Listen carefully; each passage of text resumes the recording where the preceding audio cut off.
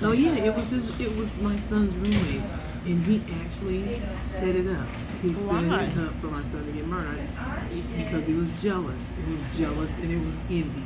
And the reason I know that, I knew him and my son weren't getting along because the day before my son was murdered, my son had called me and he was upset because this guy, his roommate, was allowing like other guys to just come over and hang out and stay the night. And my son didn't like that. He was, he said I wasn't raised like that. He was getting up old, not stepping over people, and he just didn't like that. He didn't trust everybody. He didn't want to be around people he didn't know. So when my son called me and he was telling me about it, he was talking loud when he was telling me about it. So I knew that this dude probably was there, and the dude could hear what he was saying, but my son wanted him to hear what he was saying. So they weren't getting along. But also when I called the recording studio where my son recorded his music to tell the producer that he had been working with, the promoter, because my son was doing open mic nights in different surrounding venues, clubs. Okay, venues. Yeah, okay. Different venues, strip clubs. He was strip. He did one in the strip club, and now there's some clubs in Decatur or wherever. So I knew the studio, so I called them to let them know. And when I talked to the promoter, he said to me, "Do you believe?" He didn't say my son, but he said his name. "Do you believe Bishop needed Tony Cash?" And I said, "I'm not trying to toot my son's horn, but my son didn't need anybody. My son was very intelligent, got very good grades. His vocabulary was very broad. He was very intelligent. I mean, he was like a genius. And even the teachers in the schools, he knows this, he knows that. How does he know that?" I'm like, I don't know. I told him the basics, but he was very, very intelligent. Okay. So the promoter said, "That's exactly what I'm talking about." He said, "When your son came in here, we could put him in the booth and let him go, and he record his music."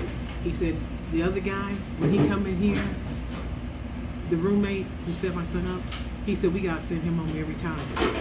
And my son had even told me, he said, "Mom, I can't put Tony Cash on the track because he messes up all the time." He said, "You gotta put him He's jealous. You gotta put him on the end. You always gotta put him on the end." So then the promoter said to me, he said, "You have a nice, you're so nice looking young man." My son was probably about 6'3". Chocolate, not dark chocolate, but chocolate, Like caramel. really pretty smile. And he said he struck me as a ladies man. He's only 23 years old. He said he dressed really nice all the time. He did. He was all about how he looked. He got that from his mother, because I raised him. I'm very much into looking nice and fashionable. And so of course I dressed my kids nice, all through them growing up and stuff, and that stuck with him. And so he told me, he said, "The reason I asked you that," he said, "because I'm going to tell you something now." He said, "Jealousy." He said, "People will kill you because they jealous. But also the females that they hung around. A couple of them, when it first happened, they was just screaming and howling and calling me saying, 'Ain't nobody did that,' but saying, the roommate's name and this other person that the roommate hung out with, saying their names." He said, because they said, "Ma'am, they didn't like your son. They was jealous of him. They wanted to be him." What's the name of your platform? North Media. And let me just tell you how it's spelled: N dot period, no, N period, O period, R period, T period, HATE, media.